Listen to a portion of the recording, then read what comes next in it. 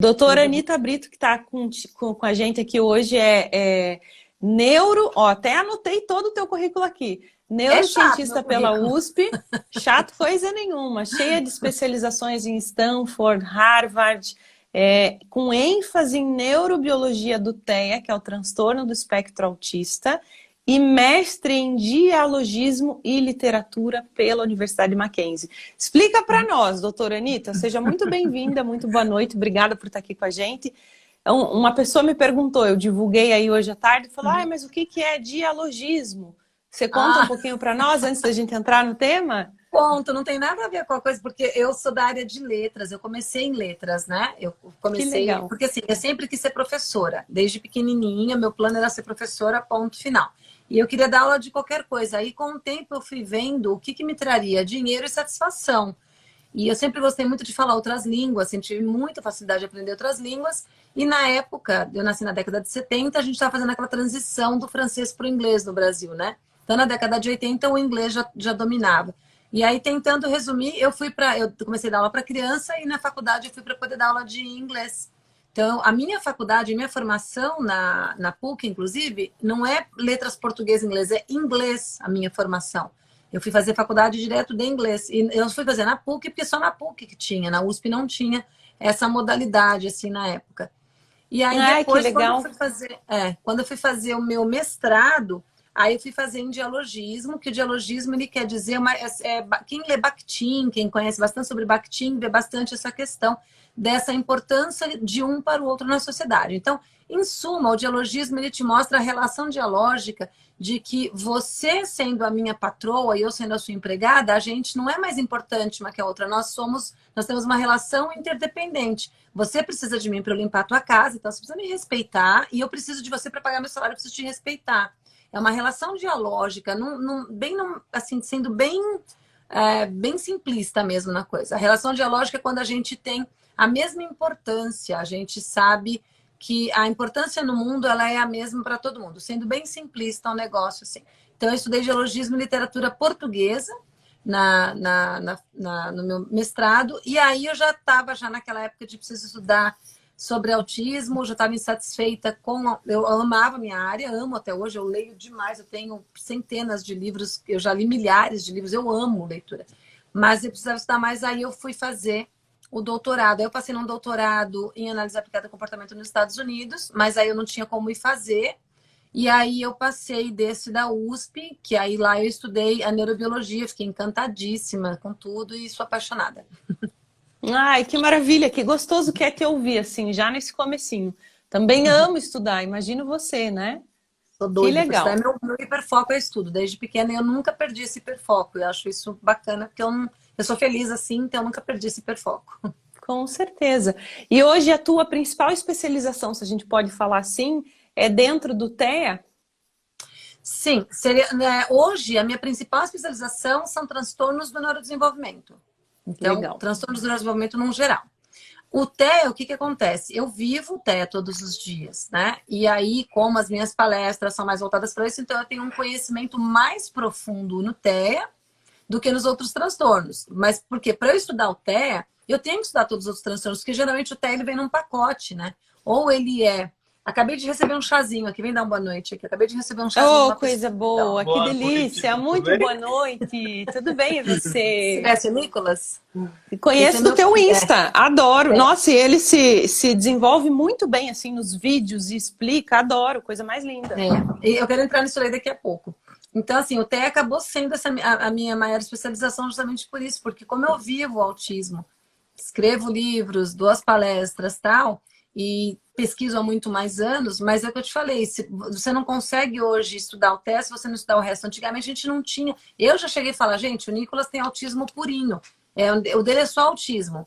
Eu já cheguei a dizer isso. Por quê? Porque a gente não tinha entendimento em 2006 do que era o autismo como a gente conhece hoje. Hoje eu sei que o Nicolas tem autismo, tem transtorno do movimento estereotipado, tem descalculia, tem transtorno de atenção com hiperatividade, tem transtornos motores, ele tem uma série de comorbidades. Então a gente acaba tendo que estudar todos os outros transtornos. Então eu estudo TOD, TDAH, o DSM-5 inteirinho. Eu já li, e aí toda vez que vou prepará-lo, eu tô com ele aqui na minha cabeceira, sempre anotando as coisas, porque você tem que entender do DSM-5 inteiro, para poder realmente saber quando a pessoa está mostrando uma característica disso, está desenvolvendo uma personalidade assim, está assado, para você poder saber, assim. Então, meu ser hoje, assim, é o autismo, mas eu acabo sendo todos os transtornos do neurodesenvolvimento. Perfeito, até para você conseguir ser mais assertiva possível, né? E entender esse global e aí chegar. Hoje a gente vai tentar puxar um pouquinho mais para o Todd, mas é super interessante a tua fala, porque eu sei que ele vem já junto com muita coisa também, então é legal a gente falar sobre isso. E para quem não sabe o que é o Todd, que é o transtorno opositivo desafiador, vou deixar a doutora Anitta tentar explicar para nós o que é exatamente e se ele é uma condição...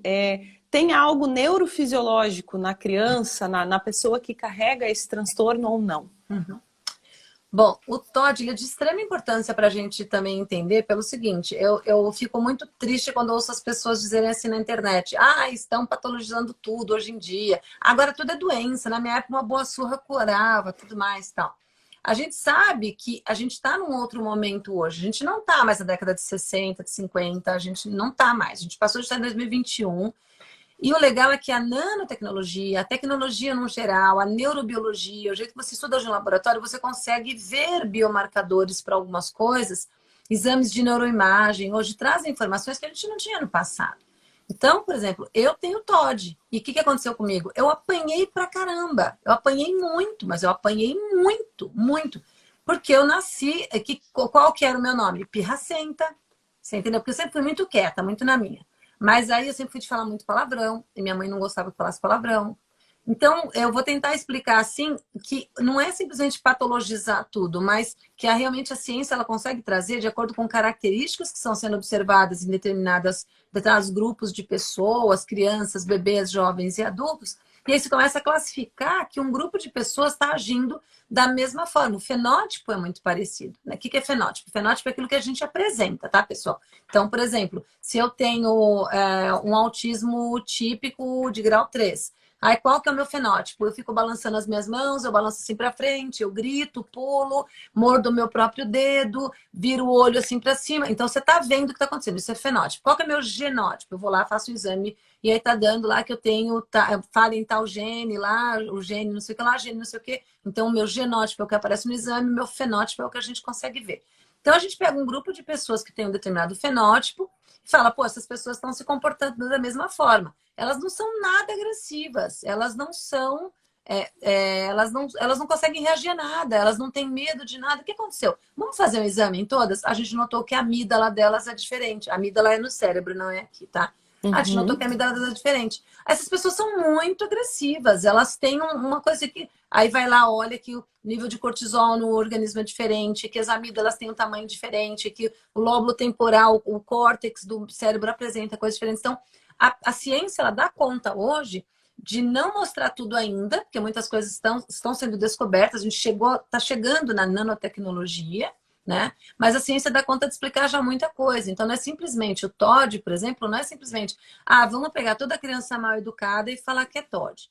Como que a gente tem que entender o transtorno de oposição desafiante? Ou de oposição, a gente pode falar transtorno de oposição desafiante, transtorno de oposição desafiadora, transtorno de opositor desafiador, transtorno desafiador de oposição, veio traduzido de um monte de jeito. É o ODD em inglês, aí em português ficou um monte de jeito, tá? Então, como que a gente pode entender o transtorno de oposição desafiante?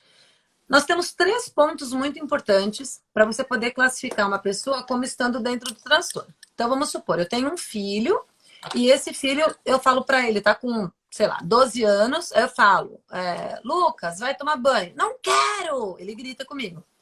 Eu vou arrebentar você, viu? Eu vou falar pro teu pai. Fica gritando comigo, vai tomar banho. Eu não vou! Aí eu vou te bater. Aí ele entra no banheiro, bate a porta com tudo, toma banho e fala, tá vendo? Você ia morrer se tomasse banho. Mãe, cala a boca, me deixa. Isso não é transtorno opositor desafiante. Isso é uma questão que a mãe deixa o filho falar assim. Então, isso não caracteriza o transtorno opositor desafiante. O que vai caracterizar? Esse menino, ele tem que ter 3 pontos importantes, que estão ligados a humor, né? Então, assim, ele tem um humor muito irritável, ele é raivoso, E tem que ter uma certa constância isso daí. Não é simplesmente assim, ele fica de mau humor de vez em quando, ou menina, porque vai menstruar. Você daí quando vai menstruar fica irritadinha. Não, não é isso. Tem que ter permanecer uma frequência. Então a gente tem que observar a frequência e a intensidade dessas raivas, dessa falta de humor. Então esse é um ponto. Aí você tem que perceber também se essa pessoa tem um comportamento questionador desafiante. Então, assim, o tempo inteiro, na escola, pessoal, abre o livro, não vou abrir. Mas por que não? Eu não quero abrir. Vai para a direção, não vou.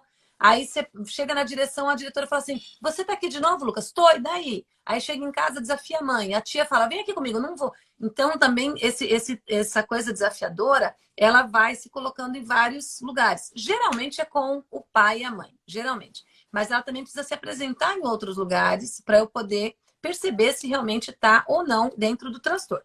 E a gente também é também muito questionadora, né? Criança muito questionadora, tudo pergunta. Vamos limpar aqui, por que tem que limpar? Por que eu tenho não sei o que lá? Tudo questiona, tudo vai em cima. E também essas pessoas têm índole vingativa. Então, que eu era muito vingativa. O que me salvou? A religião. Mas eu era muito vingativa. Eu nunca fiz mal a ninguém. É um dos pontos, porque você tem... No primeiro ponto, desse que eu te falei do humor irritável, você tem 3 pontos ali a serem considerados. Aí você tem o segundo ponto, que é de comportamento questionador desafiante. Você tem, se não me engano, 7 pontos ali a serem considerados. E aí você tem essa índole vingativa, que seria um 8º ponto aí. Desses daí todos, você tem que completar pelo menos 4 para poder começar a estar dentro do transtorno, que aí ele pode ser leve, moderado e severo. E também eles têm que se apresentar, essas questões todas, por no mínimo 6 meses e com uma certa frequência e intensidade. Aí eu consigo colocar essa pessoa como estando dentro do TOD. Então, se eu levo meu filho... Você é psicóloga, né? Sim. Se eu levo meu filho para você falar, ele está impossível. Então, você vai começar a observar. Mas, espera aí. Porque o TOD é engraçado, que ele pode ser de natureza genética, né? Você pode ter... E os genes dele se pegam muito com os genes do TDAH também. Pode ser um primeiro passo para um transtorno de conduta. Então, ele se complica nessa área, que eu vou chegar aí.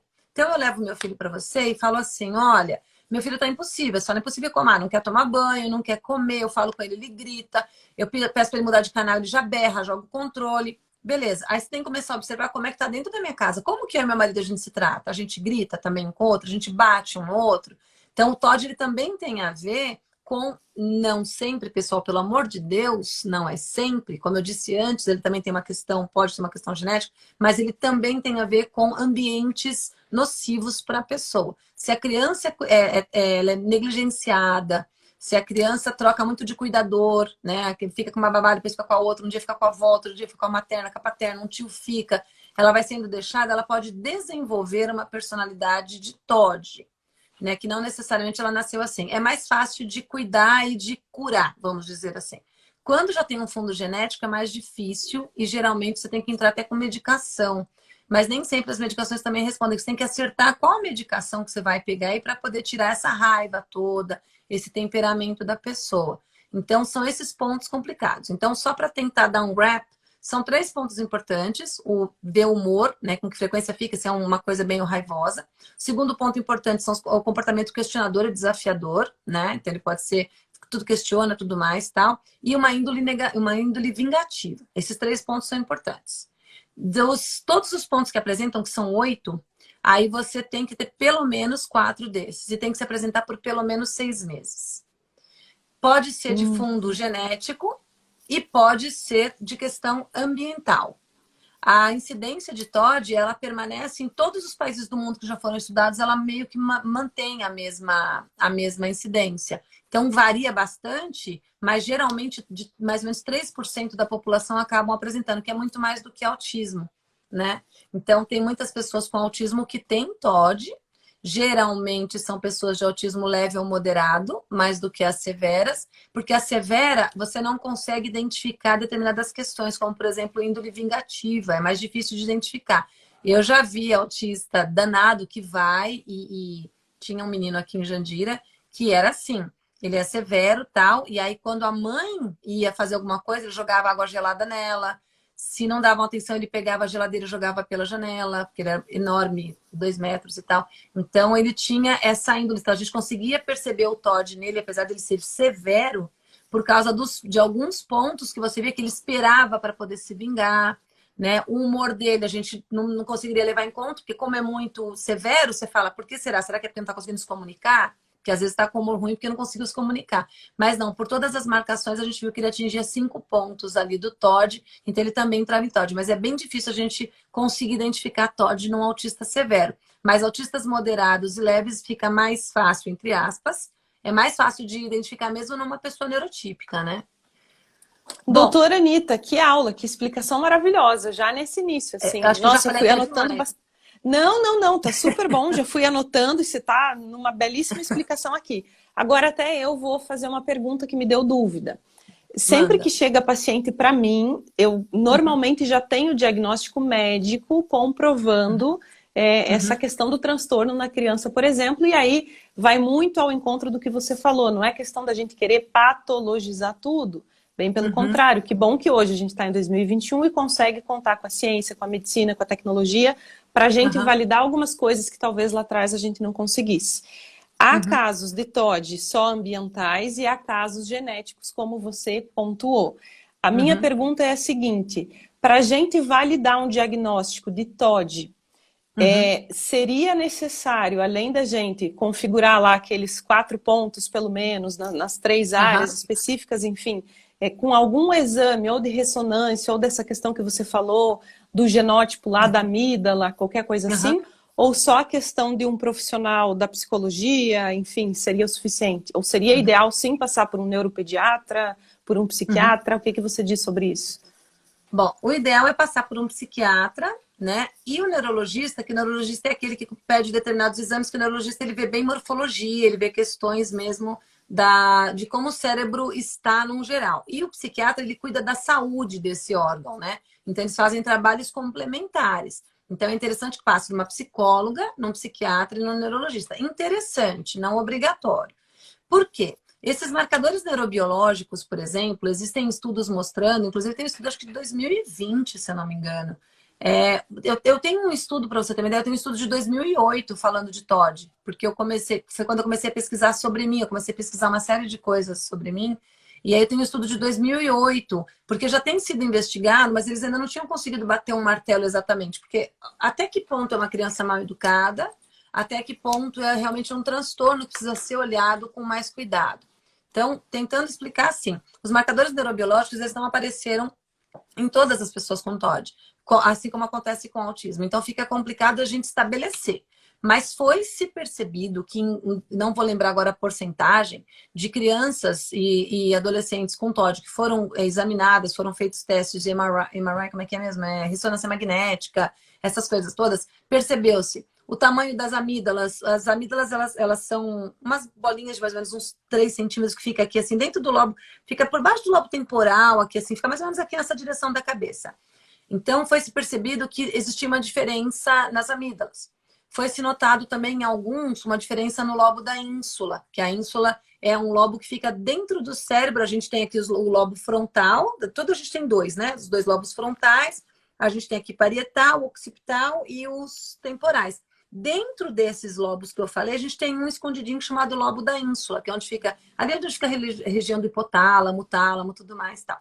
Então, foi se perceber também que nesse lobo da ínsula, que ele fica ali escondidinho, também notou-se diferença. Outra coisa que se notou diferença foi na quantidade de cortisol, porque o cortisol é o que dá adrenalina pra gente, ele é feito nas glândulas adrenais e tal. Então, é o que vamos supor, você precisa de... Você está numa situação de perigo, alguma coisa, aquela adrenalina toda que dá, o cortisol ajuda a liberar isso daí para você poder ter mais força. Tanto que, não sei se você já percebeu, se você sabe, tem pessoas que tá numa briga, a pessoa leva um tiro ou leva uma facada, ela não percebe na hora. Só depois que ela vê que ela tá sangrando. Porque o nível de adrenalina, o nível de cortisol tá tão alto que ela não sente a dor. A pessoa, quando você tá ali, ai, amor, não tô aguentando de dor, ai, amor, não sei o quê. Vem um ladrão, você corre mais do que o papaléguas, porque você consegue ter uma coisa que ele realmente vem com esse sistema que é para ajudar. Em algumas pessoas que têm isso descontrolado, por exemplo, às vezes o nível sobe demais e ele não baixa quando tem que abaixar. Então, acaba também trazendo transtornos. Então, percebeu-se que em muitas pessoas com TOD, a gente viu que tem essas diferenças, mas não dá para estipular como um biomarcador certo. Por exemplo, se eu for fazer um exame e as minhas amígdalas não der... Eu tenho certeza que as minhas amígdalas são zoadas por causa de outras coisas que eu tenho. Eu nunca fiz, mas acho que minha amígdala, não sei, no lugar das bolinhas de 3 centímetros, ou tem umas bolas de basquete, ou não tem amígdala ali. Alguma amígdala tem, porque eu sou muito estressada. Eu não tenho paciência para nada, a não ser para dar aula. Dar aula é comigo mesmo. Agora, de resto, eu sou super intolerante. Eu sempre falo para as pessoas que eu queria ter nascido com pavio curto, porque eu nasci sem pavio. Eu não tenho pavio para nada, sou totalmente intolerante. Então, assim, eu sei que elas não são normais, mas eu nunca fiz um teste, então eu tô falando por falar. Mas vamos supor, pessoas, se a gente pegar todo mundo que tem TOD e fizer um exame de imagem, nem em todas a gente vai ver essa diferença da amígdala, por exemplo. E a gente ainda não conseguiu, na ciência, estipular quais são os genes. Por exemplo, no autismo a gente tem hoje cerca de 1.200 genes estipulados como relacionados ao autismo. Desses, a gente sabe que uma certa quantidade são realmente causadores de autismo, como, por exemplo, os autismos sindrômicos. Então, eu já sei que o MACP2, o SHANK3, uma série de genes lá vai causar síndrome de Rett, o MRI vai causar síndrome de X frágil, síndrome não sei o quê. Então, hoje eu já sei no autismo uma série, mas ainda falta um monte. No TOD, eu não tenho essa lista de genes. Então, eu falo assim, eu vou fazer um exame genético nele para saber se ele tem TOD. Eu não vou conseguir no momento, porque ainda não foi feito estudo para mapear o genoma de algumas pessoas que têm um fenótipo. Então, o que a gente precisaria fazer hoje? Eu não sei se tem estudo assim, eu vou até procurar. Mas se tiver alguém aí que está fazendo algum estudo, olha que legal. Você pega pessoas que têm, que as mães dizem que tem TOD. Eu acho que tem TOD, ele é muito assim, muito assado. Faz um teste. Tem realmente TOD? Beleza, fechou. Vamos ver o fenótipo, que aí a gente consegue ver qual que é mais severo, qual que é mais leve, qual que é mais moderado. Faz o exame genético e compara para ver se os genes batem. O TOD, ele divide muito, como eu falei, ele acaba tendo um interlaçamento aí com o TDAH. Muitas pessoas com TDAH acabam apresentando TOD. E o que dá uma confundida? Que pessoas com TDAH geralmente são impulsivas e pessoas com TOD também. Então, às vezes dá uma confundida. Fala, é por causa do TDAH dele, é por causa da hiperatividade, ele é muito impulsivo. Mas, às vezes, tem crianças com TDAH, por exemplo, que é impulsiva, ela fala assim, não, deixa que eu falo isso assim. Não, deixa eu falar, não, deixa eu. E ela fica agressiva. Aí já é um marcador que você precisa prestar atenção.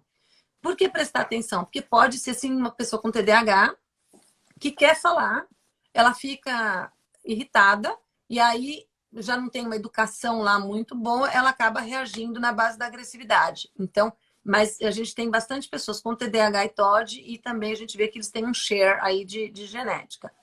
Outro ponto importante também é que geralmente tem se observado, por que eu falei, tá tudo fazendo que é doença e tal. Por que é importante a gente ver? Porque o TOD, ele tem sido visto como porta de entrada, como eu falei, para o transtorno de conduta. Esses dias até me perguntaram numa aula que eu estava dando. Qual que eu tirei a TOD para transtorno de conduta? E a aula não era daquilo. Eu falei, eu não gosto de responder nada rápido, porque eu não gosto que fique dúvida. Mas, assim, são diferentes, né? O TOD tem aquela coisa mais desafiadora, vingativa e tal, e o transtorno de conduta vai para outro lado. Então, a gente tem que entender o que é transtorno de conduta, que eu não vou entrar aqui nessa aula porque ela também é longa. Mas a pessoa ela começa a fazer maldades, ela tem uma coisa mais antissocial. Que é diferente você ser antissocial e asocial. Asocial, você não quer muito contato com as pessoas. Antissocial, você faz maldades, né? E o transtorno de conduta, ele tem essa coisa de fazer maldades, de prejudicar as pessoas, fazer né? Então, ele entra nessa seara aí que uma pessoa com TOD necessariamente não vai ter. Mas tem se visto que pessoas que apresentam TOD desde pequenas têm tido a tendência de desenvolver transtorno de conduta, têm tido a tendência de desenvolver distimia e depressão maior, que a depressão maior é uma das piores coisas que tem, e tem tido um risco muito aumentado de suicídio também nessa população. Ou seja, realmente é de fundo genético, neurobiológico, né? Então, por isso tem que se prestar bastante atenção. Tenho lido várias pesquisas até sobre isso e é triste realmente a gente ver como é de fato essa porta de entrada, né? E muitas vezes se a gente não entra com um tratamento precoce, acha que pode ser do jeito, isso, aquilo, acaba deixando, aí chega a adolescência e tende a ser aquele período mais crítico. Tô lendo a pergunta de todo o pessoal aqui, agradeço pelos comentários, estou anotando tudo também, dá tempo da gente responder tudo até o final. E vou começar puxando uma aqui, doutora Anita, que alguém perguntou para nós se o TOD tem cura. Eu responderia sobre o tratamento, né? Mas aí eu vejo você, eu não sabia que você tinha ou tem essa situação, e aí eu já falaria diferente disso. Então, vou deixar você explicar para nós, como especialista no assunto também. Então, cura é uma coisa complicada, pelo seguinte, assim, se for uma falha realmente genética, então é aquela coisa, você aprende a conviver. Aquela falha genética está ali. Se for uma questão ambiental, eu simplesmente morei num lar agressivo, todo mundo era agressivo, então eu vou fazendo, aí tem que ter as intervenções corretas, e eu posso sim chegar a ter uma cura, eu vou eliminar todos aqueles pontos, não tenho nenhuma falha genética, eu vou começar a agir normal. Então, o que acontece? No meu caso, né, infelizmente minha psiquiatra morreu, ela era fantástica e assim, a gente foi analisando todas as coisas que tinha na minha família, era engraçado que a gente acabava rindo. Então, eu vou explicar sobre mim especificamente, tá? Sobre mim, eu sempre fui uma criança quieta, estudiosa, né? Estranha, muito esquisita. Só que o que acontecia? Qualquer vizinho meu, eu tava brincando sozinha. Qualquer vizinho meu que vinha e falava assim: posso brincar com você? Eu falava: não, sai daqui. Então eu sempre fui muito agressiva. E outra coisa que era, se mexeu em alguma coisa minha, eu levantava a menina pelos cabelos, eu batia em menino, em menina, eu batia em policial já. Eu já corri risco de vida, de sair na mão com um policial, de segurança. Eu saí rolando uma escada de estação de trem com segurança que queria bater no meu irmão, a gente saindo de um lugar lá e tal. Então, assim, de tanto que eu sempre fui muito pra cima, né? E eu, quando eu era mais nova também, eu sempre fui assim. Uma coisa que eu não tenho do TOD, transtorno de conduta, nada disso, eu nunca faço mal a ninguém. Isso eu acho bem, eu agradeço a Deus grandemente. Porque eu não sou uma pessoa ruim, eu não sou uma pessoa maldosa. E algumas pessoas com TOD apresentam maldade, mas as pessoas com transtorno de conduta sempre apresentam, né? No geral, assim. E eu nunca tive maldade, graças a Deus. Mas eu era vingativa. Então, quando eu era bem mais nova, lá para os 12, 13 anos, e você falasse, vamos supor, você fez algum mal para mim, eu ficava esperando a hora de eu te devolver. E eu ficava esperando a hora de te devolver. Então, qual que eram os meus atributos? Ah, porque ela é de escorpião. Então, sempre todo mundo falou que eu sou escorpiana. Então, é porque eu sou de escorpião e porque eu tenho gênio muito forte, porque eu sou pirracenta, né? Aí, com o passar do tempo, quando eu tinha mais ou menos uns 23 anos, eu estava orando, eu sempre fui muito crente, assim. Eu era católica, hoje eu sou evangélica e tal, mas sempre fui muito crente, muito assim. E eu lutava contra algumas coisas e eu depois um dia estava orando e chorando, falando: Senhor, eu sou uma pessoa tão boa, porque eu tenho o meu lado muito bom para algumas coisas, que eu não gosto de falar, porque senão fica fazendo propaganda. Eu tenho meu lado bom e um monte de coisa acontecia errada. Eu falava: Senhor, eu sou tão boa. Depois eu comecei a pensar: será que eu sou tão boa? E eu comecei a mudar algumas coisas em mim. Então, por exemplo, cada vez que eu pensava assim: ah, tomara que fulana não sei o quê. Porque eu chegava a desejar mal, né? Ah, tá, se o avião dela cair, eu também. Então, eu comecei a mudar. Então, religiosamente, isso me ajudou bastante. Entender que não adianta eu te desejar mal. O que você tiver que colher, você vai colher. Você está plantando. Então, eu tive que entender isso. Então, isso daí chegou maturidade, né? E religião, que me ajudou. Porque eu não podia ficar te desejando mal, não podia ficar esperando o momento de te dar o troco. Não interessa, você fez mal pra mim, eu oro pra você, entendeu? Hoje em dia eu sou assim. Eu ainda sinto, eu não reencarnei. Então, eu sou a mesma pessoa. Eu sinto muita raiva quando alguém me faz um mal. E eu perco a cabeça. Eu tenho crise. Eu jogo coisa no chão, eu esmurro a parede. Até hoje eu sou assim, eu faço assim com os dentes. Eu sou muito nervosa, muito nervosa. Então, eu não mudei em relação a isso. Mas eu não desejo mais mal a pessoa e a primeira coisa que eu faço quando eu tenho a minha crise de raiva é começar a orar e pedir para Deus limpar o meu coração, limpar o coração da pessoa também. Só que, por exemplo, uma coisa que eu não faço é deixar minhas redes sociais abertas para qualquer um. Você vê na minha rede social, me ofendeu, eu bloqueio. Porque aí eu já acho que passa do limite com a minha saúde mental. Eu não aguento, eu não suporto a pessoa provocar, xingar, colocar em dúvida alguma coisa minha, você criticar uma coisa, e eu perco muito a cabeça, você entendeu? Então, assim, eu consegui me acostumar com algumas coisas, agora dizer, mas, por exemplo, eu não vou, meu marido pode até entrar aqui na live, eu acho que seria até legal ele entrar. Pode, por favor. Ia ficar muito legal ele entrar. Você quer ver eu ficar doida? É ele falar... E hoje aconteceu. Graças a Deus que ele é um santo. Ele é um bonzinho, um fofinho, mas é um filho da mãe também. Porque você quer ver eu ficar doida? Eu tô fazendo, você fala assim, isso, aperta o S. E eu falo, eu já olho assim, ó, eu sei que é o S. Eu fico nervosa por um... Nada, eu falei, eu sei que é o S. Aí eu vou apertar, você fala, isso, agora vai o A. Eu falo, pá, faz... Aí eu falo um monte de palavrão. Faz essa...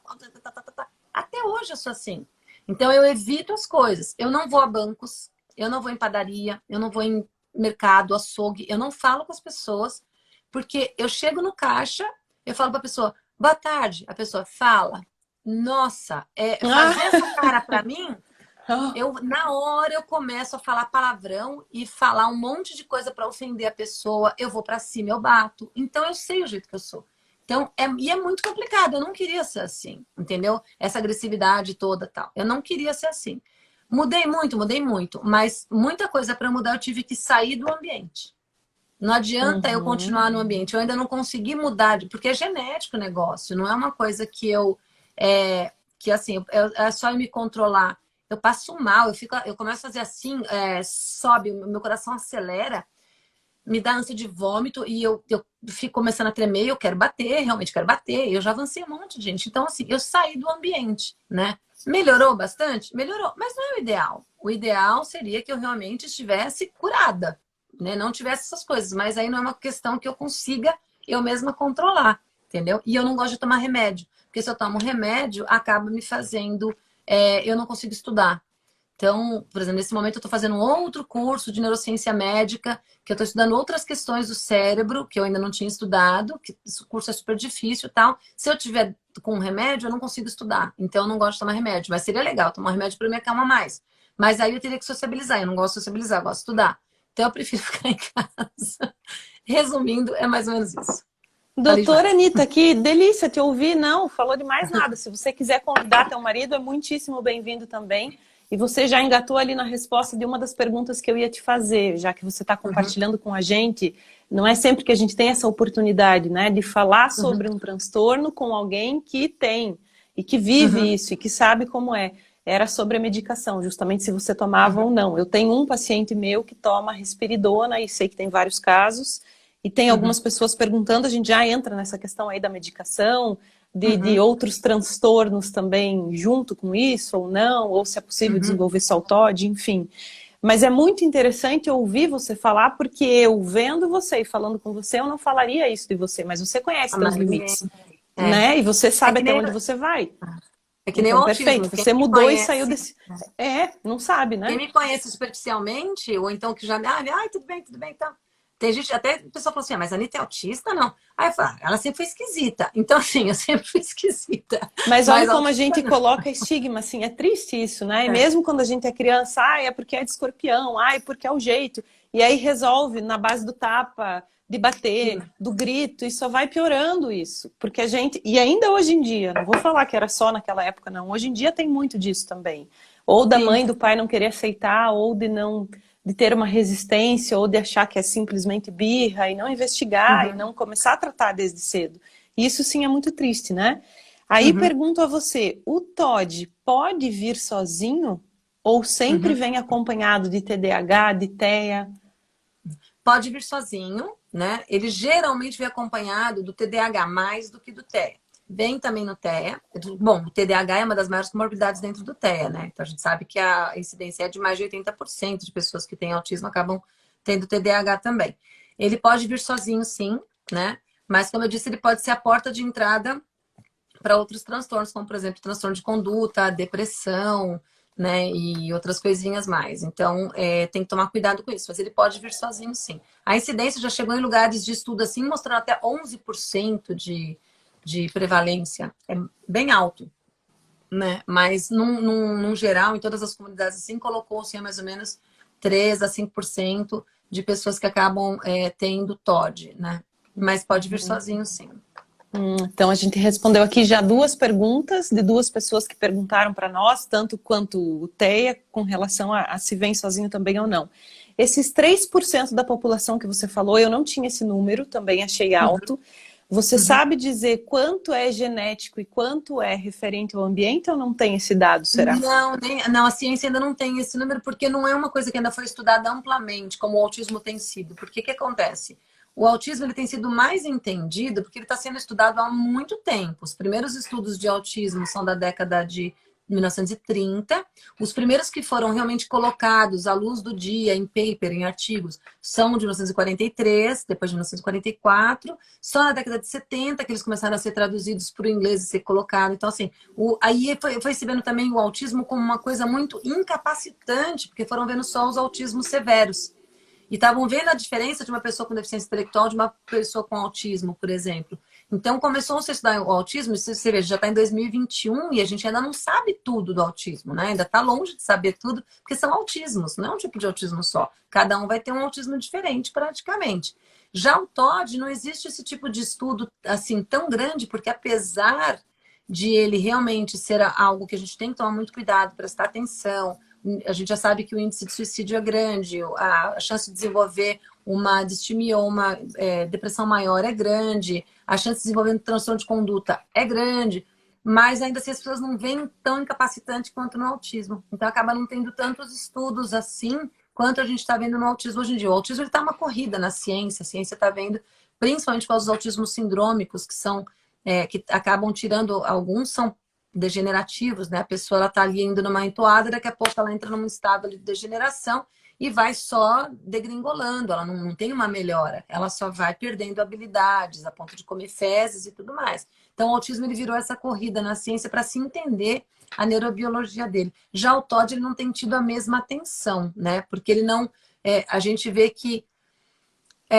todos os transtornos eles trazem, um transtorno do neurodesenvolvimento, afinal de contas, né? Todos os transtornos eles trazem alguma coisa, mas não tem se visto uma incapacitação tão grande do TOD quanto se vê no autismo, por exemplo. Entendeu? Uma pessoa com TOD, ela leva a vida, entre aspas, normal.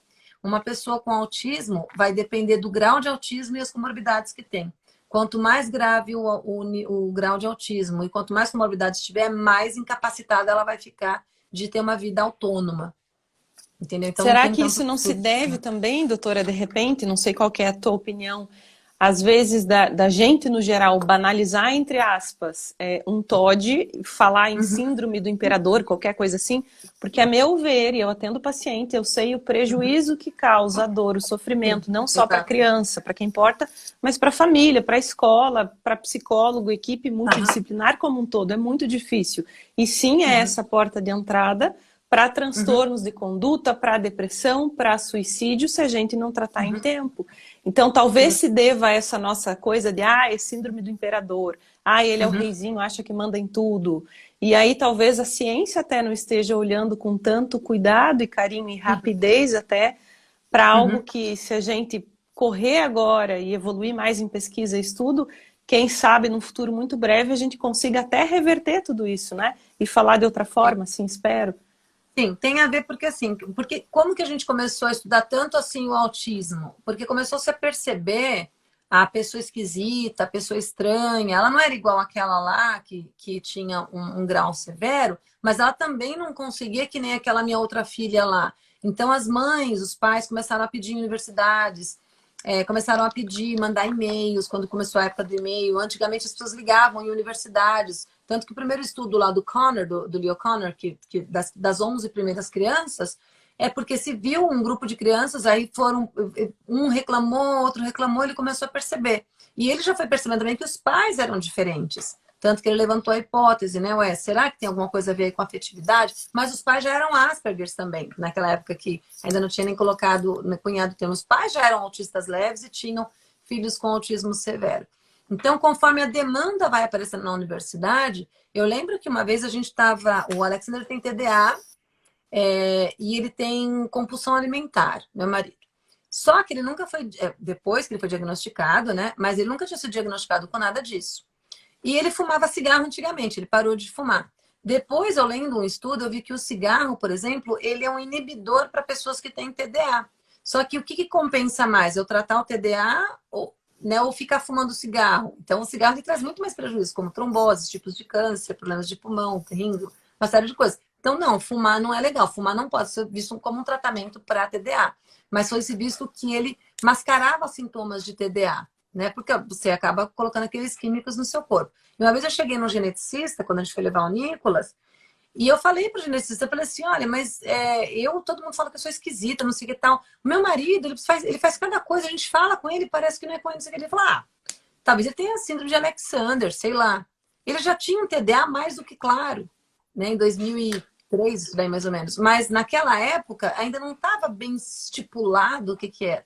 Então, conforme vai crescendo a demanda, os cientistas vão estudando sobre o assunto. O TOD é uma coisa que a gente precisa começar a falar, olha, vamos ver mais, está estudando, mas falta bastante coisa ainda. E a gente parar de falar da síndrome do imperador, porque dá a impressão que a criança ela quer ser a mandona. A gente tem os imperadores, realmente. A gente tem a criança mal educada, que geralmente, hoje em dia, eu falo que a gente saiu de uma época que a gente apanhava dos pais, para agora a gente apanhar dos filhos. Então, eu nasci na década de 70, eu sou da época que a gente apanhava. Eu apanhei pra caramba porque eu era aquela geniosa, escorpiana, né? Eu apanhei muito. Não tenho nenhum trauma com a minha mãe, amo meu pai, tá tudo certo, tá tudo resolvido.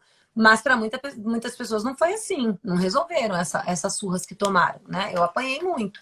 Hoje em dia, eu não vou bater, porque eu sempre fui contra, porque eu apanhei. Mas se eu quiser bater no meu filho, hoje eu não posso, porque é contra a lei. Então veio a lei. Só que aí, se meu filho quiser me bater, como é que eu faço? E aí, a gente não entra hoje em dia, com uma educação. Tanto que o tratamento de TOD, ele é muito, muito, muito visto que você tem que fazer treinamento com os pais. É uma das questões mais importantes no treinamento de TOD. É treinamento com os pais. Você entendeu? O Alexander tá mandei solicitação pro Clube da Inclusão. É isso que eu ia perguntar para você, se é ele. Se ele puder mandar de novo, por favor, daí eu já aceito aqui. Que às vezes o pessoal me manda por engano, daí eu acabo não aceitando. Desculpa. Tá certo. Porque chegar de novo eu já aceito. Eu também não mando, não. Eu não aceito, não. Não tem como a gente saber, né? Mas assim que ele mandar, já aceito aqui. Cada um em live. Então. Aí, deixa eu te perguntar até sobre isso que você está falando, doutora Anitta. Ó, a pergunta da Nata Rossi e da Joana também. A escola, como lidar com isso, né? Hoje, muitos pais já sabem como fugir dessa questão de entender justamente que é a questão... Puxa, ele me mandou, eu não consigo aceitar aqui. Vamos ver se ele consegue mandar de novo.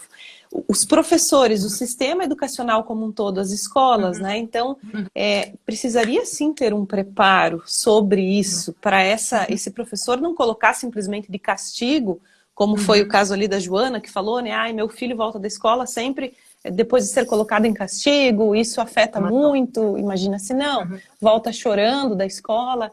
E aí a Nata Rossi também pergunta como fazer intervenção em quem tem TOD com 10 anos na parte educacional. Como que o professor pode lidar com isso? O que você dá para nós de dica? Ó, eu dei até uma aula sobre PEI esses dias no Clube da Inclusão. Eu dei uma aula, uma sobre intervenções em crise para tratamentos disruptivos e interferentes. E essa aula vai ter de novo agora no Clube da Inclusão. Show. A hora que o Alexander, se ele conseguir entrar, ele fala. Eu não sei bem o dia que vai ser. Inclusive, quem estiver aqui na live que quiser desconto, a gente dá desconto. Que é justamente falando sobre comportamentos interferentes disruptivos. Então, o que eu posso fazer? O TOD, ele entra muito isso. Eu preciso observar quais são os comportamentos interferentes disruptivos. E aí, ao invés de eu me engajar numa coisa, por exemplo, a gente tem uma sobrinha, coisa mais linda do mundo, né? Tá com 3 anos e ela tem o gêniozinho daquele jeito. Adianta eu ficar debatendo com ela? Porque eu também tenho gêniozinho ruim, que é o que o pessoal fala. Eu tenho gênio ruim. O que eu faço? Quando ela vem para provocar, eu tenho 50 anos de idade, eu sou uma neurocientista com estudos em aba, formação em uma série de lugares. Eu vou ficar batendo boca com a minha sobrinha? E não adianta, eu mostrei já para a mãe dela e para o meu marido. Eu fiz assim, ó, você quer ver como ela vai fazer? E eu falo assim, não é para fazer. Ela fala, vai fazer sim. E eu falo, não vai. E ela, vai sim. Então, para mostrar que assim, não adianta eu ir com ela para cima. Então, quando ela faz alguma coisa assim, ela fala assim, tá, isso aqui. Depois eu falo assim, agora a Tata tá falando com o Nicolas, tá bom? Aí depois ela fala, não, que é você? Fala assim, ó, eu vou falar com o Nicolas e é você, ó. Não sei o que lá. Pronto, falei com o Nicolas, agora é a gente. Então, eu tenho que ir engajando com ela de uma forma, porque ela é uma menina fantástica, ela é maravilhosa. Ela é apaixonada por mim, eu sou apaixonada por ela. Quando ela me vê, ela quer toda a minha atenção. Quando ela encontra também a nossa outra cunhada, ela quer toda a atenção dessa outra cunhada. E às vezes, quando estamos nós duas juntas, ela fica louquinha, sabe assim? Porque ela fica... Oi, doidão. Conseguimos! Desculpa. Foi daqui que chamaram o marido? Olha só que coisa boa. Foi dessa live? Seja muito bem-vindo, Alexander. Eu tô meio descabelado aqui, que a Anitta me pegou meio no... Foi no susto, foi no pulo aí. Mas que bom que você conseguiu entrar. Eu sou contra criar passarinho e ter ele de calopsita. Então, assim, então, assim, só para dizer, como a gente faz na escola, a gente tem que entrar com as mesmas intervenções que a gente entra para pessoas com autismo ou com TDAH ou birrentas ou qualquer outra coisa que apresentam transtorno, que apresentam comportamentos disruptivos e interferentes. Você tem que analisar como é que aconteceu, quando foi que aconteceu, e a gente não pode se engajar no medir força. Quando você vai medir força com uma pessoa que tem TOD, os dois saem perdendo. Você entendeu? Por quê? Porque aí ou você vai ter que ceder, e aí ela percebeu que ela manda, você entendeu? Porque você vai fazer o que? Você vai bater no aluno? Não pode. Vai matar o aluno? Não pode. Você vai esfaquear o aluno? Não pode. Pôr de castigo? Não... Então, o que você tem que fazer? Você tem que anteceder ao ataque dele. Quando vai falar, tem que preparar antes essa criança.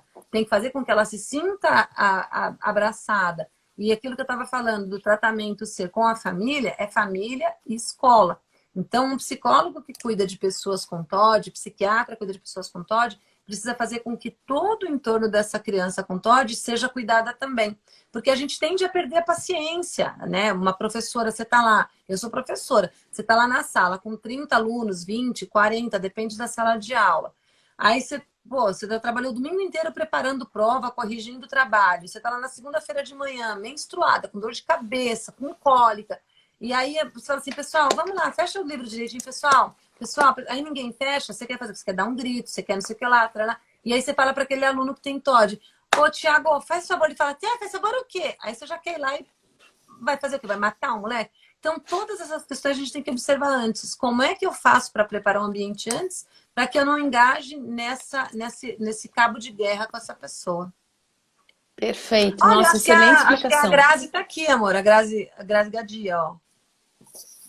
Linda, Grazi beijo para você. Beijo a todos. Eu posso fazer umas perguntas para ele agora? Por favor, pode deixar, já que ele entrou, para a gente fazer poder pergunta se inteirar pra de mim? tudo. Só uma coisa, não, é que eu tô falando pro pessoal que eu tenho TOD, né? Aí, como que eu ajo quando eu tô, vamos supor, que nem agora mesmo, assim, você fala assim, vamos olhar aí no celular tal coisa. Aí eu vou começar, você fala, isso, aperta aí. Isso, faz isso. Isso, É que você não gosta de ajuda. É que você não gosta de ajuda. Eu vou lá pra te ajudar. Eu falo, meu, olha aqui, ó. Eu vou narrando o que é pra fazer. Eu sou muito solícito. O defeito tá em mim porque eu quero ajudar demais. Ah, doutora Anitta, olha só que depoimento mais lindo. Pronto, tá aí a explicação, resolvido. A questão tá no Alexander, não tá em você. Pronto, tudo tá certo. Uma vez Olha, a gente estava no... Bom, tem um monte de coisa para contar que a gente não vai contar aqui tudo, mas, por exemplo, o dia que a gente estava esse dia a gente estava até comentando que ninguém atendia a gente na fila de uma determinada companhia aérea, que eu não vou falar o nome. Ninguém atendia a gente ali, de jeito nenhum. E aí eu Essa fui história é falar com a moça. maravilhosa. Eu falei assim, olha, ninguém atende a Você gente... você não vai poder contar ela na íntegra. O problema é esse. São os palavrões. Essa história... Não pode, então, essa história na íntegra... Ou melhor, ela só tem graça na íntegra. o Instagram bloqueia a gente, né? Eu perdi uma live uma Bloqueia. vez Não, assim. eu fiquei tão nervosa que eu falei assim, ninguém vai atender essa fila? Aí ela falou assim, tem que falar com o gerente lá, mas você não vai conseguir falar com ele. Eu falei, como assim eu não vou conseguir falar com ele? Eu viro o demônio. Ela falou assim, eu tô trabalhando aqui com a costela quebrada e ele não sei o quê. Eu falei, como é que ele chama? Ela falou, Reginaldo. Aí eu no aeroporto, Reginaldo! Aí Pouco veio, importa, calma, senhora. Eu falei, calma, o parará. Calma, olha aqui, não sei o que. Não. Resolveram o negócio da fila. Tava eu com o Nicolas já entrando em crise, uma mulher com 3 filhos, um senhor de cadeira de roda, e ninguém atendia a gente, sabe? Então eu perco a paciência. Negócio... Eu não vou em comércios, né, Alexandra? Ninguém aqui em Jandira me conhece dos comércios. Ninguém me conhece. Todo mundo conhece o Alexandre. Só eu que tenho contato com o mundo exterior. A pandemia para a Anitta, nesse ponto, não fez nem diferença para ela. Imagino, A pandemia não fez nem diferença. Não consegue. A Anitta tem dificuldade de... Ela é uma pessoa super bacana. A gente vai no almoço, a gente vai no jantar, a gente está num evento social, ela está fazendo aquilo que ela se propôs a fazer. Ela está dando palestra, ela está dando aula, ela é a melhor pessoa do mundo. Mas se alguma coisa sai daquilo que tá programado, para ela já complica tudo. Mas sabe, eu acho que às vezes ouvir você falar assim, Alexander, faz tanta diferença, né? Esse ambiente, a doutora Anitta vive contigo e você acolher, tolerar, ter essa paciência, caramba, só de te ouvir falar isso assim, que lindo, né? Na verdade, a gente aprendeu a se entender aqui, porque assim, conviver comigo por conta do TDAH aqui é muito complicado, né? Então, assim, eu brinco com a Anitta, porque automaticamente, como eu sou mais calmo, das situações, o ponto, quem olha de fora, eu tô sempre certo, entendeu? Mas eu confesso que nem sempre é assim, porque realmente é muito complicado. E depois que eu fui diagnosticado, na verdade, assim, eu não sinto que o TDAH na minha vida me prejudicou, eu não sinto o prejuízo, né? Mas, quando eu me recordo, Ó, vocês dois se complementam muito bem, do pouquinho que eu tô ouvindo aí, viu? A gente se complementa. Mas quando eu recordo, assim, de algumas passagens da minha vida, assim, eu lembro que eu sempre para algumas coisas eu era muito inteligente, para outras eu tinha uma dificuldade, eu tinha que estudar o dobro, o triplo, às vezes 4 vezes mais do que os colegas de sala de aula, e para outras coisas não, parecia ser muito fácil, assim. Eu tenho muita dificuldade de começar projetos e terminar, eu tendo a abandonar, num determinado momento aquilo eu perco total sentido, perco a vontade de prosseguir com aquilo. Eu sou muito eufórico com algumas coisas novas, então, por exemplo, quando começo um projeto novo, eu sou muito eufórico e eu me dedico àquilo de uma maneira assim, quase que escrava. Mas aí tem um determinado tempo. Então, essas coisas e a maneira como às vezes eu agia em determinadas situações, algumas pequenas explosões que eu tinha, não nada antissocial, mas assim, que as pessoas às vezes falavam, cara, você é tão gentil, você é tão amoroso, e às vezes a gente faz uma pergunta simples para você e você acaba sendo deselegante, né? Você acaba sendo ríspido. Então, essas coisas começaram a me fazer entender que fazia parte dessa questão do TDAH, e eu comecei a me policiar em relação a isso, e assim, eu acredito que eu devo ter melhorado aí uns 99%, pelo menos. É que você esqueceu que você erra. Não, ele só para terminar aqui, que eu tenho que responder umas pessoas, ele realmente é um cara fantástico, ele é meu melhor amigo, eu casei com meu melhor amigo, eu sou apaixonada pelo meu marido. Não me vejo sem ele. Fico pé da vida às vezes quando a gente está conversando assim, porque como eu falei, tem compulsão. Eu falo, você tem que se cuidar, porque se eu perder você, eu perco meu mundo. Tenho foto dela no meu celular, ó. Ah, gente, meu Deus, que coisa mais linda aqui vocês dois. Sério, o pessoal tá elogiando. Muito lindo ouvir vocês falando. Mas ele é muito fofo, a gente se dá muito bem, graças a Deus. A gente é exemplo para os nossos filhos, que a gente se dá bem. A gente brinca muito com o outro, a gente tira muito sarro do outro. E as nossas brigas são assim, Alex, vai não sei o quê. Aí ele fala assim, calma, amor, não sei o quê. Porque ele me irrita, eu já mando para aquele lugar. Ele fala, calma, você sabe que eu te amo. Se me ama, não me irrita. Acabou a briga. Não tem briga. A gente não fica brigando, a gente não vai dormir sem se falar. Não tem essas, entendeu? Então a gente se dá realmente muito bem. E a gente combinou desde o início a gente fazer inclusão um com o outro. Eu preciso da ajuda dele em determinadas coisas. Eu vivi sem ele, né, durante 26 anos. Fiz 2 faculdades. Não sei como ela conseguiu, mas... Sua nariz. Eu vivi muito bem sem ele, 26 anos. Vivi sem ele durante 26 anos, então assim, não é que eu sou dependente dele, ele seja dependente de mim. A gente realmente se ama. Só que a gente entendeu que a gente precisa se ajudar. Então eu sou hiperativa, eu tenho foco nos estudos, não sei o quê. Então ele vai, enquanto ele está fazendo o café da manhã, eu já estou preparando uma aula para a gente dar. Aí eu não consigo falar com as pessoas. Aí ele fala com as pessoas, porque eu não gosto de responder, eu não gosto de mensagem, eu odeio WhatsApp. Nossa, eu odeio WhatsApp. Odeio. Aí eu percebi, Alexander é que me respondeu, talvez por isso então. Eu não respondo, eu Sempre. não suporto o telefone. Sempre. E aí ele que responde. Então a gente começou a se ajudar. Eu não vou em banco, ele tem procuração minha. Uma vez ele teve que ir ao banco e falar pra mulher que eu era louca. Ele falou, minha mulher é louca. Aí a mulher atendeu. Porque a mulher não queria mais atender. Ele falou, não, essa mulher tem que vir aqui. Eu passo mal em banco. Eu não posso mais te atender. Ela falou, eu não posso mais atender você. Ela falou, você não tá entendendo. Minha mulher não sai de casa há 15 anos. Não tem contato com o mundo exterior. Mas eu saio, sim, mas eu não gosto. Eu saio, mas, gente, a gente brinca, mas no fundo é triste, né? O quanto a gente não é empático e não aceita, não entende, não olha. Aí eu vou falar uma coisa aqui pra vocês. Até nós, neurotípicos, assim, e é muito chato a gente separar esse tipo de coisa, a gente também tem tanta questão, tanto problema, vocês me falando de raiva, de tolerância e de falta de paciência, isso, aquilo. Tanta coisa acontece com tanta gente. Aí vocês me pontuam uma cena daquela no aeroporto e ninguém ali para acolher, para ajudar, para conversar, para abraçar aquela dor, né? E a gente é muito assim no nosso dia. Eu acho que uma das principais coisas que a gente deveria parar e repensar é o que vocês vivem nesse relacionamento, de inclusão. Inclusão sempre, direto, um com o outro, o tempo todo. Eu com meu marido, com os filhos, com os alunos, as famílias. É isso que a gente precisa. Mais tolerância, entender o que a gente tem de desafio, de ponto fraco, mas, por outro lado, o que a gente tem de potencialidade e aprender a conviver com tudo isso, né? Se torna tão mais fácil do que entrar naquela briga de egos e de medir força. E eu vejo tanto mãe, pai com filho, especialmente filho, falando aqui que tem um transtorno. Como é delicado, como é difícil. Quem que a gente quer criar, quem que a gente quer educar, por que a gente caminha para isso? Por que a gente não se observa mais, não acolhe mais, não entende o outro, não abraça, não escuta, não enxerga? Porque a gente está pensando na gente o tempo todo. Isso é o mais difícil para mim, né?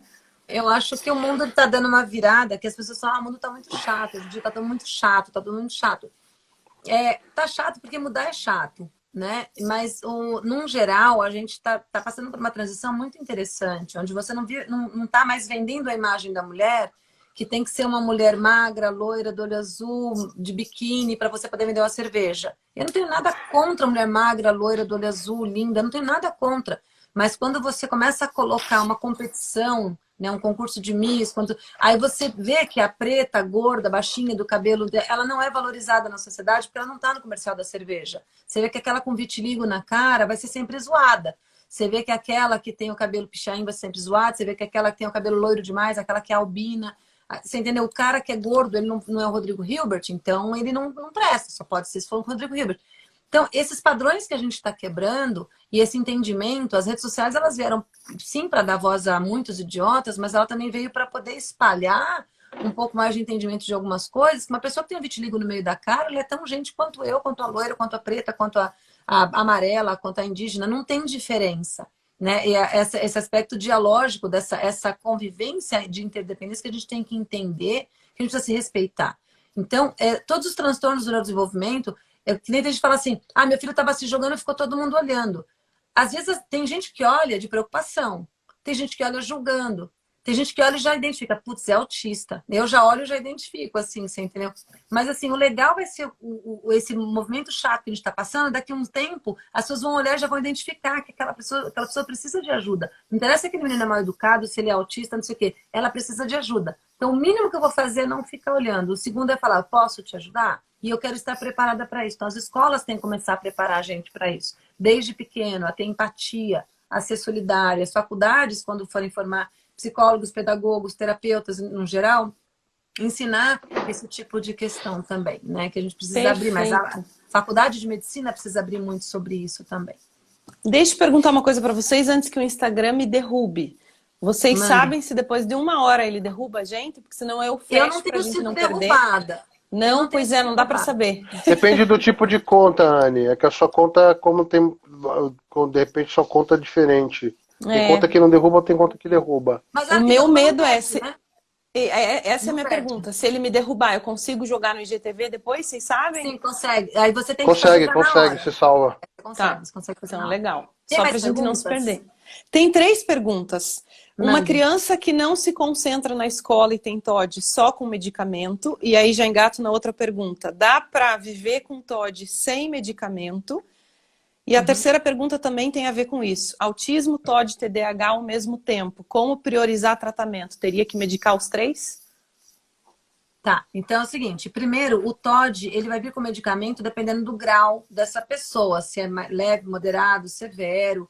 E principalmente acompanhado do que mais, né? Se é um TOD puro, que é difícil de encontrar, mas se é um TOD purinho de tudo assim, de grau mais leve, por exemplo, eu não precisaria de medicamento. Eu precisaria ter sido... Se eu tivesse tido uma terapia legal, minha mãe tivesse entendido disso, minha mãe também, coitada, eu não coloco para minha mãe, porque ela não sabia de nada disso, né? Tanto que a gente passou a vida inteira sem diagnóstico em casa. Eu tenho um irmão que ele é mais autista do que eu, visivelmente, e a gente só ficava assim, o que será que o Arnaldinho tem? O que será que ele tem? O que será que ele tem? Até a gente descobrir que ele tinha autismo, o diagnóstico dele saiu em 2014. Então, o do meu pai saiu com 72 anos. Então, a gente não sabia o que era, você entendeu? Então, a gente foi entendendo. Então, o TOD vai depender do nível, né? E vai depender de como aquelas questões lá que eu falei, de como elas se apresentam e quanto elas permanecem também. Então, dá para viver sem medicamento? Dá, a depender do nível.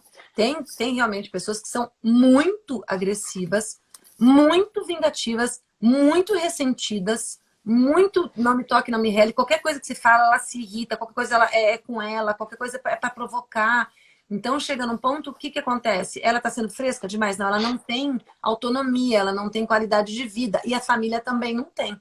Então, a depender do caso, vai ter que ser tratado com medicação. O mais importante no TOD é a terapia. É o mais importante. Essa intervenção tem que ser feita na pessoa, na família e na escola. Não tem como correr. Tem que ser feito nesse tripé. Não adianta você tratar só a pessoa com TOD. A família tem que ser tratada para que não se engaje em comportamento de vai e volta, pirraça. Então, agora você vai ver. Ah, então fica aí você. Não vai adiantar esse tipo de coisa. Quando você tem TEA, TOD e TDAH, eu preciso ver o que eu preciso medicar. Então, por exemplo, e por que eu vou medicar? Né? Então, assim, o que eu vou medicar? É a agressividade? Até que ponto tá essa agressividade realmente precisa dar remédio? Se realmente precisar, o remédio vai ser por uma agressividade só. Tem pessoas com autismo que não tem TOD, mas tem agressividade, que tem problema de comunicação. Tem pessoas que têm o TOD junto, né? E no TDAH a mesma coisa. Então, geralmente são remédios, alguns optam por alguns benzodiazepínicos, outros optam por risperidona, né? Então, eles vão optar aí, dependendo de como a pessoa se dá bem com determinada droga, né? Para poder ser tratado. O que não pode ser dado é psicoestimulante, por exemplo, como o caso de Ritalina e tal, aí já não dá. Tem que ser remédios que mexam ali, que façam o sistema inibidor, né? Que não o sistema excitatório. Tem que fazer com que o sistema inibidor, para que haja no cérebro de uma forma a amenizar os sintomas. Agora você tocou num ponto, ó, é a questão da Ritalina. Para a criança que tem a falta de concentração, que uma mãe perguntou aqui, já não seria o caminho indicado, né? Não é muito indicado. Aí a gente de novo a gente tem que ver. Então, por exemplo, se ela está sendo bem acompanhada por terapeutas, a família também, com o TOD, pelo TDAH, então aí você dá Ritalina, sempre ficando esperto com aquilo, e aí a gente vai entrar, dependendo se for um caso muito grave, uma coisa que eu detesto, mas que se o caso for muito grave é necessário, que é você dar Ritalina de manhã e dar a risperidona à noite, ou um benzodiazepínico para poder fazer com que ela durma e tudo mais. Então, você vai ter que dar essas duas drogas. Eu detesto quando faz esse tipo de junção, que você estimula e depois você inibe. Estimula e inibe. Esse tipo de coisa pode vir a trazer depois um desequilíbrio dos neurotransmissores, fazendo com que essa pessoa vá ter mais problemas ainda mais para frente, inclusive de depressões e tudo mais. Pensamentos suicidas, ideação suicida. Então, não é o ideal. E psicoestimulante para uma pessoa que tem TOD, dependendo do nível que ela tiver, pode ser que não faça nada, como pode ser que agrave a irritabilidade. Uma dos efeitos colaterais da Ritalina, por exemplo, é a irritabilidade. É um dos efeitos colaterais. Ele deixa... Tem algumas crianças que ficam mais agressivas. Quer dizer, você já é agressivo porque você tem o TOD, você ainda está num remédio que pode te aumentar a agressividade, pode ser que aumente, e aí, em vez dela se concentrar na escola, ela vai bater no professor, nos coleguinhas e tudo mais. Então, não é muito uma boa, não. Mas só o médico que acompanha para poder responder. E outra coisa importante é, não vê uma vez, vai chegar no médico, oi, tudo bem, doutor? Prazer, eu sou a Anitta, então esse aqui meu filho tem TOD, tem TDAH, vou dar uma Ritalina, pronto. Não, tem que ter, vamos analisar para poder realmente saber se vai dar um remédio ou não. Perfeito, excelente explicação. Olha só, gostei que o Alexander colocou para nós aqui o Insta, vou começar a seguir também, @Clube da Inclusão Oficial, segue além o Clube do perfil da da doutora Inclusão. Anitta. Isso aí, imagino que deve ter bastante conteúdo Eu entrei lá, com o né? Clube da Inclusão porque eu queria fazer o merchan. Queria mas falar do Clube você da fez Inclusão muito bem. pessoal. E aí eu não aceitei porque eu não sabia que era você, viu? Desculpa. Não, mas aí eu avisei a Anitta porque ela me chamou aqui no WhatsApp, eu falei, eu tô entrando com o Clube da Inclusão, pede pra ela me aceitar. Deu certo, ainda bem. Pessoal, sigam lá, sigam o perfil do Clube da Inclusão, a gente tem uma série de cursos legais, a gente não fala só de TEA, a gente abre um leque, a gente está falando sobre uma série de questões de neurodesenvolvimento, de neurodiversidade, uma série de assuntos importantes, vários deles ligados à parte de educação. Então os cursos estão muito legais, a gente está trabalhando, por enquanto, aulas ao vivo, então a gente tem uma área de membros, a gente está disponibilizando muito conteúdo extra, muito bacana, pessoal, não percam a oportunidade, dia 17 agora, tem um super especial que a gente vai falar de neurociência e alimentação. Eu vou E dar aí a curso gente sobre vai falar sobre uma neuroalimentação. série de mitos. É um curso muito importante. A Anitta não frequenta grupo, eu frequento vários grupos e eu vejo que tem um monte de informação que está rolando, que está circulando, que não tem nada a ver. Tem muita coisa errada, pessoal repassando coisa que pega pelo É tão WhatsApp e manda triste. pro Deixa eu te o cortar, outro, amor. muito triste. Deixa eu te Eu cortar quero nisso falar daí. sobre isso. Assim, tem tanta coisa triste assim no mundo, sabe? A gente vê, por exemplo, esses dias o Alexander, eu tô fazendo um grupo aqui com o pessoal do curso que vai ter, já tem tantas pessoas, aí vai gente lá e coloca informação de tratamento alternativo que você sabe que só prejudica a criança, sabe? Eu falei para ele, ó, fecha esse grupo, pelo amor de Deus, porque ele veio me mostrar, eu falei, não, não, não, isso daí vai cair no nosso colo, já tinha a mãe mandando outra dar remédio, dá tal remédio. Gente, remédio não é assim, não, sabe? Chazinho, dá... Cuidado, não é assim, não. Então, é bem triste mesmo esse tipo de coisa também. Faz isso, faz aquilo, dá 3 pulinhos, pula do avião, sem paraquedas que dá certo. É bem complicado. Não, e Mas não tem mais só a coisa? questão desses alternativos, mas remédio em si também, né? Vi que Éder falou Sim, aqui Sim, o sobre problema é. risperidona, Sim, o Ritalina. problema maior é esse. É a importância da gente estar nessa equipe multidisciplinar, medicamentos se necessário, psicólogo, psiquiatra, manejo parental, conversa É com a isso escola aí. toda, essa equipe precisa disso, certeza. deixa eu Meus falar uma queridos, coisa eu tô Com amando certeza. falar com vocês. Eu De- preciso de- perguntar se vocês topam, depois de hoje, que a gente combine mais uma aqui, nós três de novo. Sim, com Tem muita coisa certeza. pra gente falar. Deixa eu só falar uma coisa rapidinho, que é sobre a questão do medicamento. Eu não sei se você percebeu quantas vezes eu falei, olha, não gosto de remédio, olha. Inclusive em Stanford, eu Você fiz não um curso toma. sobre medicação. Eu não tomo remédio, mas veja bem, o meu caso é tem gente que precisa. Tem gente que precisa de Uhum. remédio. Meu irmão precisa de remédio, meu pai precisa de remédio. Eu, segundo os psiquiatras, eu preciso, mas eu não tomo e eu tô bem. Eu não me mato, não tenho ideia suicida, não tenho depressão, então eu tô ótima. Agora, se eu começar a apresentar outras coisas, eu vou ter que entrar com medicação, não vou ter para onde correr. Você entendeu?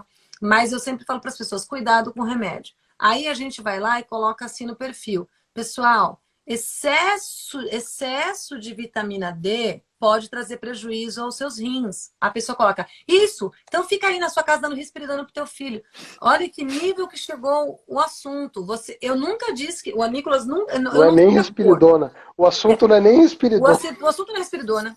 O Nicolas não sabe a cor da risperidona. Eu nunca vi uma risperidona na minha frente. Aqui em casa nunca entrou um frasco na face da terra. As pessoas vêm, elas atacam assim, você deve estar comprado pela indústria farmacêutica, e não sei o que. Gente, eu só falei, cuidado com os níveis altos de vitamina D, você está dando uma forma sintética. Então, é muito importante que quando eu vou para o sol, e eu ficar no sol um tempão, o que eu vou desenvolver? Um câncer de pele se eu ficar muito tempo, eu vou pegar uma insolação, mas eu não vou morrer de overdose, porque o meu corpo faz a homeostase. Ele entende quando já deu e ele vai ali já, né, fazendo todo o serviço que ele tem que fazer. Quando eu tomo isso de forma sintética, ele não entende. Eu estou enfiando para dentro uma coisa que não foi ele que produziu. Eu estou jogando o hormônio D sintético para dentro de mim. Então, não é aquela coisa de...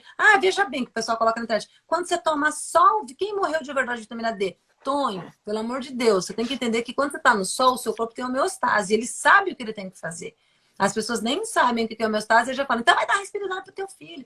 Tá muito difícil essa questão também, assim, que você quer alertar os pais, você acaba se lascando porque eles te agridem. Mas hoje, sobretudo, qualquer palavra que a gente fale, né? Tanto na área Sim. de saúde quanto fora de saúde, isso aqui é verde. Não, mas como que é verde? Você falou que isso aqui é verde, já virou polêmica, já virou preconceito e assim vai. O mundo está sem tolerância e a gente é extremamente julgador. Por conta disso, também essa falta de empatia como um todo, né? O mundo tá com Todd.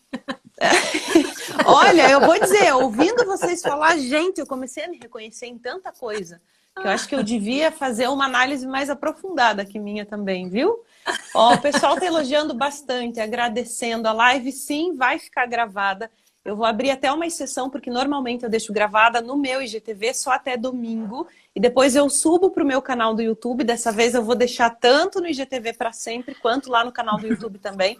Só clicar no link da minha bio para se inscrever no meu YouTube. Lá também tem vídeos sobre educação, sobre aprendizagem, sobre criança, maternidade, vídeos exclusivos, temas exclusivos Já tô também. inscrito lá, hein? Ah, que bom saber, Alexander.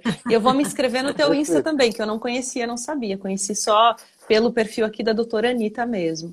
E ó, super obrigada de coração para vocês. Se vocês quiserem, Obrigado. vou deixar vocês falarem aí no final, porque eu tô com aquele medo do Instagram me derrubar a qualquer momento e de eu não conseguir salvar. e o conteúdo foi extremamente rico. Acabando aqui, depois eu vou combinar com vocês para a gente fazer uma próxima, se vocês toparem, com certeza. A gente Tem topa. muita coisa para a gente conversar, ótimo, agradeço já de antemão. E tem bastante gente nos assistindo, Maranhão, Rio de Janeiro, Bahia, que eu estava lendo aqui. Com certeza, pessoal aí, amigo de vocês também. Então, vou deixar vocês fazerem as considerações finais antes de eu encerrar a nossa live. Só para terminar, se você quiser, você pode fazer um cupom para você. Aí todo mundo que está aqui na live pode ter desconto nos nossos cursos com o seu cupom. Aí a gente sabe quantas pessoas você mandou, tudo mais. Você conversa com o Alexander. Quem estiver aqui na live, tem algum cupom que pode dar para as pessoas, amor? Ah, vai ter que ter agora, ó. Que a gente já faz um post divulgando isso. Clube da Inclusão? Qual o cupom que as pessoas que estão aqui agora podem usar? Se quiser pensar depois e me falar, eu anuncio no Insta, também não tem problema. Pode ser o propaganda e depois a gente faz um especial. Tá, então propaganda? Entra lá no Clube da Inclusão, quiser fazer algum curso, coloca o cupom propaganda. Eu quero te agradecer imensamente, mandar um beijo para todo mundo, pessoal de Piauí, Ubatuba, a gente conhece todos esses lugares, a Porto Alegre, a gente vai voltar a Santa Catarina, a gente vai voltar a dar palestra agora, se Deus quiser. E o Nicolas já falou que ele quer uma turnê pro Sul, a gente vai fazer uma... Pro Sul. A gente vai pro fazer... Sul a gente deve ir em novembro e dezembro. Oba, passem por Curitiba, por favor, hein? Se a gente não passar, a gente morre, né? O Nicolas morre. Tem que Curitiba é parada obrigatória. De Curitiba, inclusive. Ai, que bom, então, que bom. Agradeço a todos que estão aqui. Desculpa alguma coisa. Eu sei que às vezes sou meio agressivinha assim pra falar, então desculpa alguma coisa. Deus abençoe demais. Obrigada pelo convite, pela confiança. Se quiser marcar, pode falar com o Alexander. Eu não respondo, mas ele responde. Se ele demorar de responder, pode falar comigo. Porque ele é esquecido, mas ele tem um coração excelente. É só você relembrar ele e falar, Alex, você não me respondeu. Ele vai lá e te responde. Mas agora na live ficou explicado, porque eu fiquei 20 dias para responder um WhatsApp dela. Nossa, tadinha. Não, você foi super tranquilo. Você não demorou. Mas aí eu vi que você estava em silêncio. Eu falei, opa, hoje é terça-feira. Melhor eu mandar tanto um direct para a doutora Anitta, quanto um WhatsApp para o Alexander para confirmar se está tudo bem. Vocês me deram ok, agora entendi o porquê. Mas vocês são muito objetivos, o que é muito bom. É ele os dois ainda. Perfeito. Então você viu a minha mensagem dos dois. Também. Um beijo para Recife. Logo, logo a gente sai, se Deus quiser. Então, eu queria também deixar um recado para os pais. Pais, eu sei que às vezes a gente se desespera, tem gente vendendo esperança na internet, mas eu tenho uma frase que eu sempre digo, que no autismo a gente só se perde quando a gente tenta cortar caminho. Então, você tentou cortar caminho, você se perde. O negócio é, quem tem filho e o seu filho tem 40 anos, que dia que você deixou de ser mãe? A gente não deixa de ser mãe. É a mesma coisa com o autismo. Você não deixa de ser mãe com TOD, com TDAH, com nada. Você é mãe para sempre. Agora, as preocupações são diferentes, né? Não é que, eu fico mais ou menos... As preocupações são diferentes. A questão financeira é outro ponto. Quando a gente fica tentando cortar caminho, pegar aquela coisinha integrativa daqui, aquela coisinha opcional dali, aquela não sei o que lá, você vai começando a fazer, você vai gastando dinheiro, perdendo tempo, às vezes você desanima, pode mexer com o seu psicológico, você fala, não está adiantando nada. Existem os caminhos certos para percorrer, né? Então, que a gente possa ter sabedoria para percorrer o caminho correto e não ficar tentando cortar caminho e colocar a vida dos nossos filhos aí em risco. Deus abençoe a todos. E o mais importante de tudo, sempre pela ciência, sempre pelo que tem evidência. Não, faltou em estudo, faltou em ciência, não dá aí erro. você sabe que você está seguro. Tá bom? Amém, meus queridos. Boa noite, amém. Foi um prazer. Fiquem com Deus. Super obrigada. E eu falaria até que na educação, no geral, a gente erra quando corta caminho. Não existe atalho na educação. No geral, não só para o autismo, mas eu sempre bato muito nessa tecla aqui, em toda live que eu faço, em cada post que eu faço. Convido vocês também, eu sempre tenho live terça e quinta às 9 e 5 da noite aqui no meu Insta. Amanhã cedinho já divulgo que vou fazer uma especial às 7h30. E agradeço de novo a cada um de vocês que nos acompanhou, nos assistiu, especialmente a esse casal maravilhoso por essa aula brilhante e por esse exemplo de relacionamento, viu? Vocês foram inspiração hoje para muita gente. Obrigado pelo convite. Deus abençoe a todos nós. Alex, dá beijo. Vira ali, Alexander. Isso, aí, ó. Meu Deus, alguém fazer um print disso, gente. Ai, que fofura. Faz no sentido Porchat. Fazer print, vai lá. Beijo, gente. Aí. Regina, meu marido, alguém deve estar fazendo print aí para nós. Beijo, fiquem com Deus, gente. Beijo, tchau. Tchau.